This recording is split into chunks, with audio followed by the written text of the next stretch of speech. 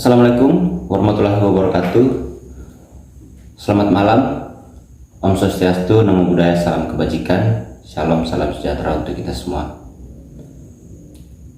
Kembali lagi bersama saya di video untuk berbagi ilmu.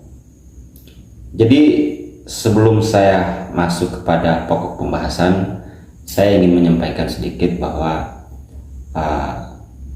video yang saya buat kali ini adalah kelanjutan daripada pandangan-pandangan saya terhadap materi yang saya pelajari, literatur yang saya dapati, dan hari ini saya ingin memberikan sedikit pandangan lagi tentang hukum, karena beberapa waktu lalu saya mendapatkan banyak pertanyaan, dan pertanyaan yang saya bahas kali ini adalah satu jawaban yang fundamental ketika kita berbicara tentang hukum.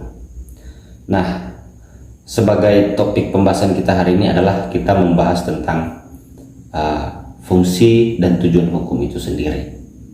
Nah, ketika kita berbicara tentang hukum adalah kita berbicara tentang asas.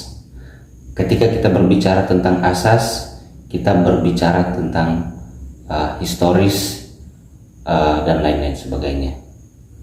Nah, sebelum masuk kepada pokok pembahasan, saya sedikit mengulik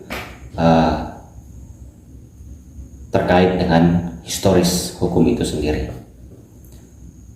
Dari apa yang saya pelajari dan saya ketahui adalah ketika saya duduk di bangku kuliah saat ini, dan mungkin masih ada kekurangan-kekurangan yang belum saya pahami, tetapi apa yang saya pelajari hari ini dan sebelum-sebelumnya adalah berdasarkan daripada ketentuan hukum yang berlaku itu sendiri. Kalaupun ada kata-kata yang salah maupun kalimat, ya mungkin kawan-kawan lebih bijaksana dan memberikan pandangannya. Nah, sekarang kita masuk kepada poin pembahasannya, adalah kita berbicara tentang fungsi dan tujuan hukum itu sendiri. Ketika kita berbicara tentang hukum, sedikit yang saya sampaikan adalah kita berbicara tentang historis, di mana hukum di Indonesia adalah menganut sistem hukum civil law atau hukum positif itu sendiri, di mana hukum positif di Indonesia adalah hukum peninggalan Belanda, atau hukum yang kita anut adalah sistem hukum Belanda. Dan hari ini kadang-kadang saya ingin menyampaikan sedikit beberapa kawan-kawan yang bertanya, kenapa Indonesia tidak membuat produk hukum itu sendiri? Jawabannya adalah beberapa bulan atau tahun kemarin Indonesia itu sudah mencoba untuk membuat KUHP-nya itu sendiri, tapi kan berlakunya kan sekitar 2-3 tahun lagi, yaitu RUU KUHP itu adalah perubahan dari KUHP itu sendiri, walaupun tidak seutuhnya, tapi mungkin beberapa persen ada perubahan-perubahan di dalam RKUHP tersebut, dan nanti berlaku di beberapa tahun ke depan. Nah, sekarang kita ke pokok pembahasan, bahwa ketika kita berbicara tentang hukum adalah kita berbicara tentang asas tadi.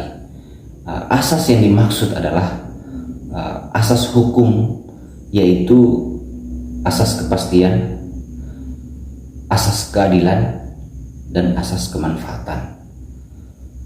Kita berbicara tentang asas kepastian hukum adalah kita berbicara tentang teori Hans Kelsen, yaitu teori hukum murni, di mana yang saya ketahui adalah teori tersebut tidak memandang bulu. Siapapun itu yang melakukan satu perbuatan melawan hukum atau PMH, dia harus dijerat sesuai dengan ketentuan undang-undang yang berlaku. Itu yang dimaksud dengan asas kepastian hukum itu sendiri. Kemudian kita berbicara tentang asas keadilan, di mana ketika seseorang melakukan satu tindakan pidana yang dijerat sesuai dengan pasal, sesuai dengan ketentuan undang-undang, di mana harus memiliki suatu kebijaksanaan yang berdasarkan dari teori hukum murni tadi, yaitu asas kepastian. Bagaimana seorang terpidana mendapatkan efek jerah yang sudah dilakukannya adalah sesuai dengan ketentuan perundang-undangan, maka yang disebut dengan asas keadilan, harus berkeadilan. Terus yang ketiga adalah asas kemanfaatan. Asas kemanfaatan yang dimaksud adalah di mana setelah tercapainya asas kepastian dan asas keadilan tadi, di sini kemanfaatan adalah bagaimana manfaat hukum itu hadir di dalam masyarakat. Bagaimana manfaat hukum itu yang dijerat sesuai dengan nilai-nilai moral terhadap masyarakat, terhadap ketentuan pasal yang berlaku. Nah, ketika ketiga asas ini berjalan dengan baik, selaras sebagaimana mestinya, maka disitulah fungsi hukum tersebut. Karena kebanyakan orang berpandangan bahwa kehadiran hukum itu sendiri adalah memberikan efek jerah. Perlu saya katakan bahwa hukum tujuannya bukan untuk memberikan efek jerah terhadap masyarakat saja. Tujuan hukum itu bukan seperti itu. Tujuan hukum bukan untuk menyiksa orang. Tujuan hukum bukan untuk membunuh orang. Tetapi kehadiran hukum atau tujuan hukum itu sendiri, bagaimana bisa dia hadir di dalam masyarakat dan memperbaiki nilai-nilai moral terhadap suatu lingkungan. Itu yang dimaksud dengan fungsi dan tujuan hukum itu sendiri. Bagaimana mungkin hukum itu ada kalau kehadirannya tidak merubah nilai-nilai moral yang ada di dalam masyarakat tersebut? Karena pada prinsipnya fungsi hukum bukan seperti itu. Saya ambil sedikit contoh. Bagaimana ketika sesuatu atau bagaimana seorang yang melakukan satu tindakan pencurian. Pencurian ini kan bisa kita katakan adalah suatu tindakan perbuatan yang melawan hukum, di mana dia melanggar nilai moralnya di dalam yang pelaku telah melanggarnya. Nah, dia dijerat sesuai dengan asas kepastian dan asas keadilan. Nah, di sana dia akan merubah. Ketika dia sudah diberikan efek jerah, maka dia akan merubah sifatnya untuk tidak melakukan hal yang sama, ataupun tidak melakukan tindakan perbuatan melawan hukum yang sama maupun yang lain. Nah, ini maksud dan fungsi hukum. Tujuan hukum seperti itu. Tujuan hukum agar mempelajari, agar memperbaiki nilai-nilai moral yang tumbuh di dalam masyarakat, agar memberikan ketentraman, kesejahteraan, dan hidup saling berdampingan dalam satu lingkungan masyarakat. Itu fungsi dan tujuan hukum itu sendiri.